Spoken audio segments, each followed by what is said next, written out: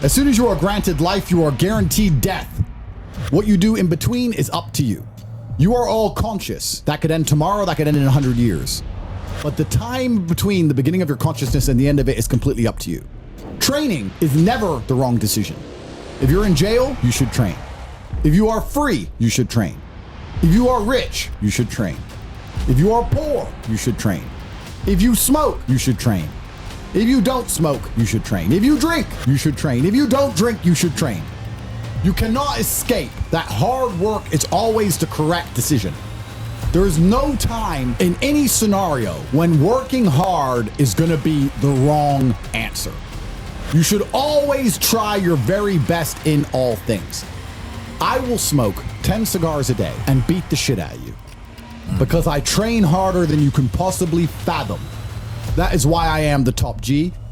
You sitting around worried about smoking the odd cigars because you have skinny arms.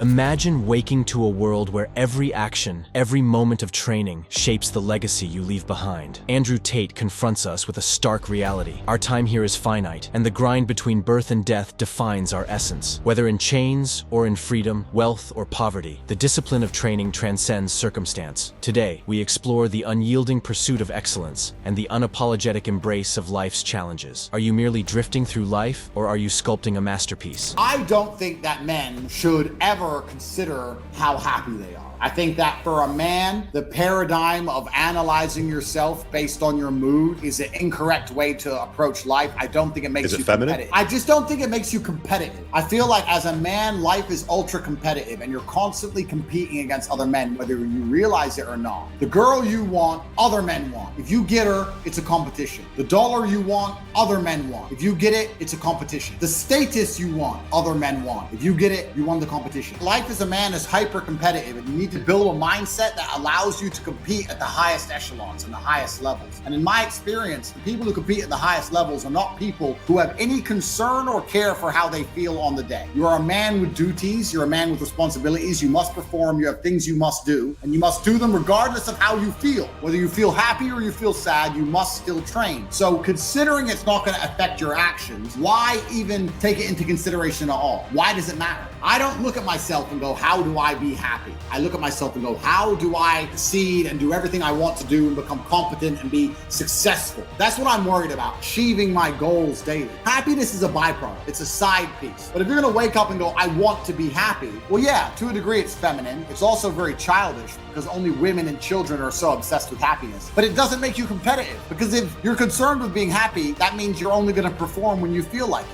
That means you can't outcompete the men who perform every day regardless. And that's why, as a man, you need to be building a mindset that makes you as competitive as possible. And I think that considering happiness as a concept, as an idea in and of itself is a bad idea. I think it's a mistake. So it doesn't even cross my mind if I'm happy. It doesn't even cross my mind. I'm not shit. Tate argues that focusing on happiness can make you less competitive. How should men measure their lives instead? A, by the joy they feel daily. B, by their accomplishments and resilience. C, by the comfort of their routine.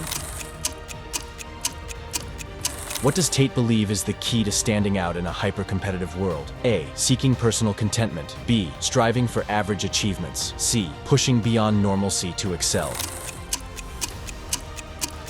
According to Tate, what's a byproduct of pursuing greatness rather than happiness? A, constant disappointment. B, unintended happiness and fulfillment. C, a life of unending struggle. I think we're here to struggle and to learn. I don't think we're here to be happy. That's why when we keep going back to the happy argument, I've always found that kind of frustrating and annoying. When someone goes, oh, but I want to be happy. Why?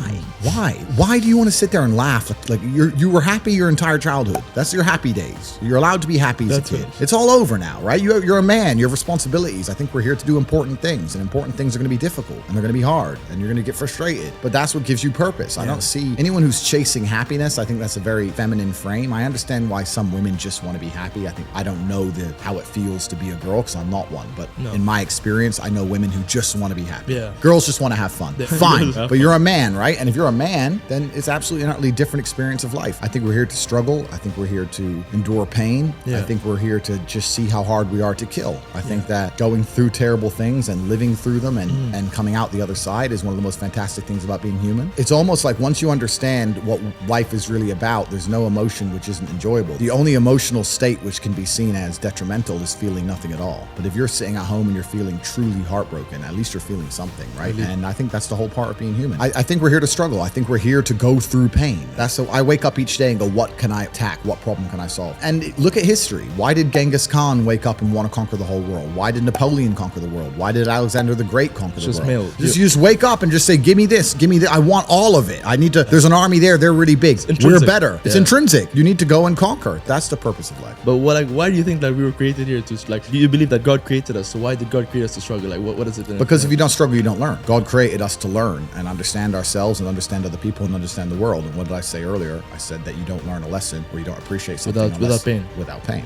So you have to struggle to learn anything. There's only two ways to learn things, the hard way or the harder way. If you're smart, you can learn the hard way. But in my experience, 99% of the planet only learn the hardest possible way. If the lesson's even 85% effective, they'll make the same mistake. It's only when they completely decimate and destroy an element of their life do they sit there and go, oops, now I get it. No. That's how it goes. I feel like you should just always act like you're being watched by people you really respect and love. And it doesn't matter if it's in the gym, they're watching you to see how hard you train, or in that job interview, they're watching you to see how you perform, see how confident you can be, watch you put your suit on, make sure your tie's straight. I feel like you need to have a sense of duty to people who existed before you or who have given up their lives so you exist. And you need to try very hard to make sure your last name means something important. So the best advice I can give is just keep in mind there's a whole bunch of people who love you, who are looking out for you, who really care about you, and who have done a lot for you to exist as a person. And you owe them a lot of things, and you owe them your absolute best in all realms. You owe them try your hardest and to not disappoint them. And you don't get the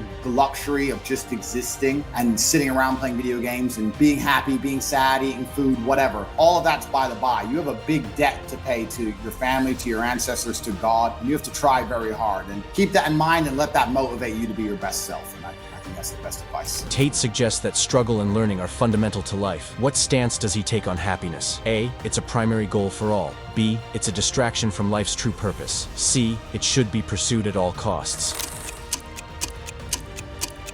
How does Tate view the role of pain in personal development? A, as an obstacle to be avoided. B, as a crucial ingredient for growth. C, as a temporary nuisance. What mindset does Tate recommend adopting to ensure your legacy is honored? A, perform as if always being observed by loved ones. B, focus solely on personal gains and pleasures. C, live with disregard for the opinions of others. In today's session, Andrew Tate has laid bare a roadmap diverging from the pursuit of fleeting happiness to embracing the raw, unfiltered essence of life's struggles. It's a call to arms, challenging us to rise above and carve out a legacy worthy of the sacrifices made by those before us. How will you respond? Will you chase shadows of contentment, or will you forge a path of indomitable will and unyielding pursuit? Share your thoughts, engage with the riddles, and join us in this relentless quest for excellence. Remember, the journey to greatness begins with a single step of defiance against the ordinary. Subscribe, like, and stay tuned for more insights into transforming the inevitable struggles into the pillars of your legacy.